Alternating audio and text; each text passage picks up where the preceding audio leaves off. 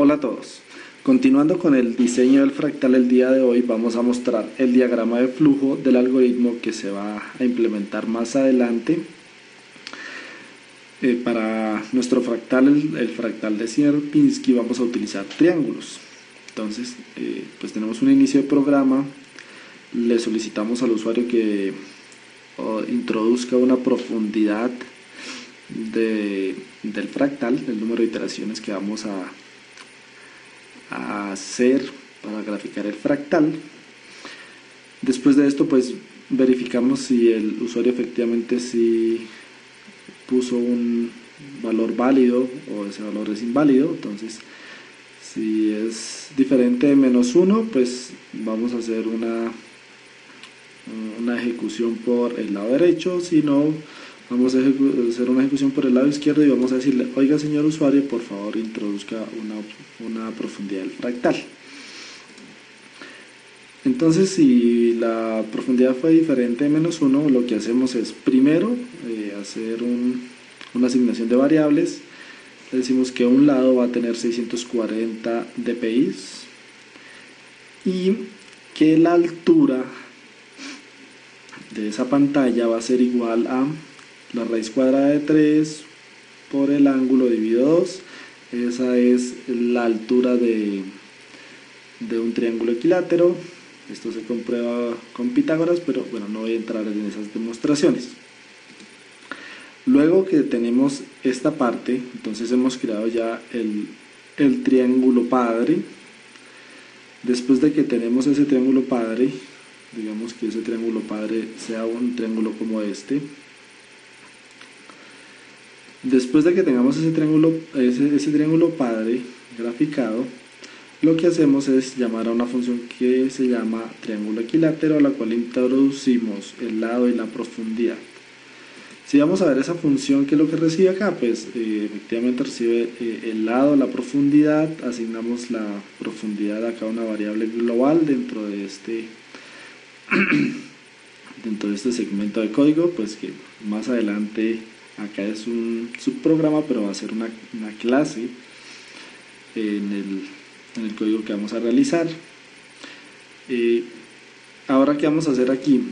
Como nosotros necesitamos calcular unos puntos internos, ¿para qué esos puntos internos? Muy simple. Nosotros vamos a dibujar un nuevo triángulo entre este punto, este punto, este punto. Entonces vamos a necesitar saber cuáles son esos puntos. Por funciones trigonométricas, pues si ustedes se fijan, esta altura que calculamos acá, pues la misma altura de acá y es la misma altura de acá. Aplicando funciones trigonométricas podemos calcular cuál es este lado, que es el lado opuesto de este ángulo, y podemos calcular el lado adyacente, que es el lado adyacente a este ángulo. Sabemos que un triángulo equilátero tiene todos sus ángulos iguales a 60 grados, entonces ya conocemos que este ángulo sería de 30 grados.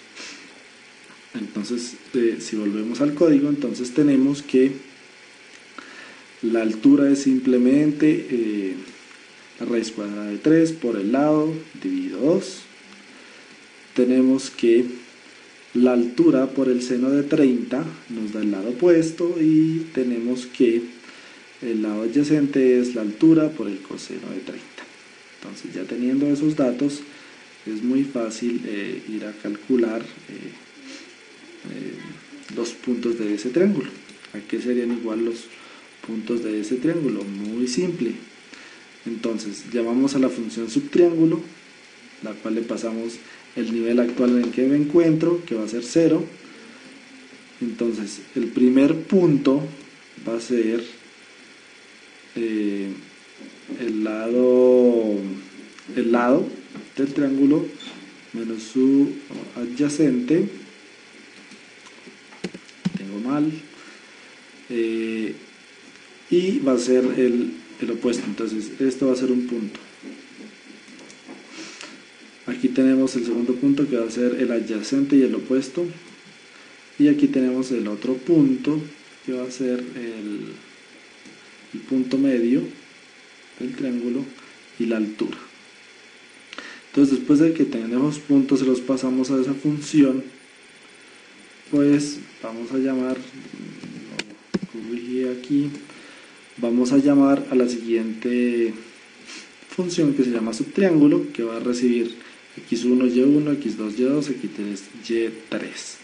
En sus correspondientes esto sería x1, y1, x2, y2, x3, y3. Entonces vamos a preguntar, ¿la profundidad en la que estamos es menor a la profundidad que puso el usuario? ¿Sí o no? Si no, pues retornamos. Sí, lo que hacemos es irnos y crear, empezar a insertar polígonos en un vector de polígonos que le vamos a llamar Sierpinski. Entonces creamos el polígono con los puntos que nos genera cada llamada del subtriángulo. Después de esto pues vamos a tener que llamar subtriángulo, pero subtriángulo, entonces si nosotros vamos por acá, aquí me voy a basar de otra página.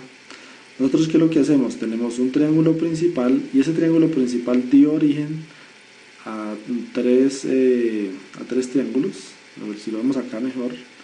Este es el triángulo que creamos, triángulo padre, primer triángulo, y quedaron 3 espacios. Entonces en esos 3 espacios lo que vamos a hacer es el cálculo de los nuevos 3 vértices de ese triángulo, de ese polígono también.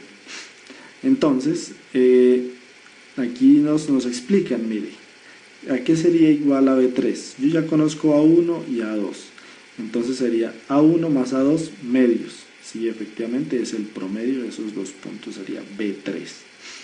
Ahora me dicen, ¿a qué es igual B1? Pues muy simple, yo ya conozco B3, ¿cierto? Y B3 más A1, que yo lo conozco, A3 yo lo conozco, A1, A3, entonces A1 menos A3 da este punto, ¿cierto? Y más B3 nos daría B1, que es este punto que hemos calculado acá. Y pues el otro punto al que va a ser igual, tenemos B3, ¿cierto? Y aquí va a ser igual A2 menos A3 medios más B3, que sería este punto. Entonces, como ven, ya tenemos los puntos y con esos puntos podemos seguir calculando los triángulos sucesivos. Siempre se van a generar 3 triángulos, entonces por eso es que vamos a llamar 3 veces la función, así sucesivamente hasta que acabe la iteración.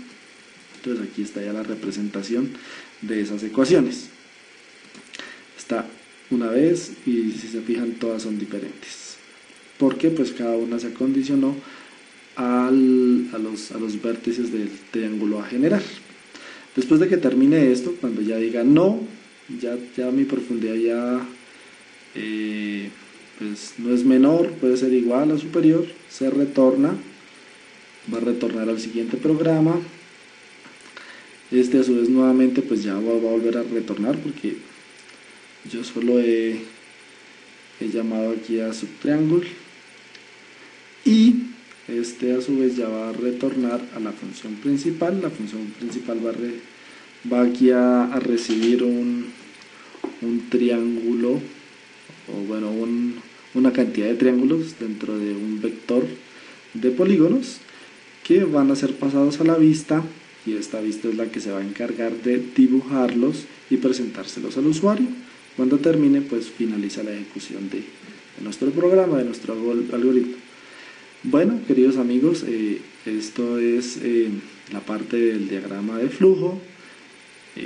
Espero haya sido claro y continuaremos ahora con ya la codificación de nuestro algoritmo. Muchas gracias.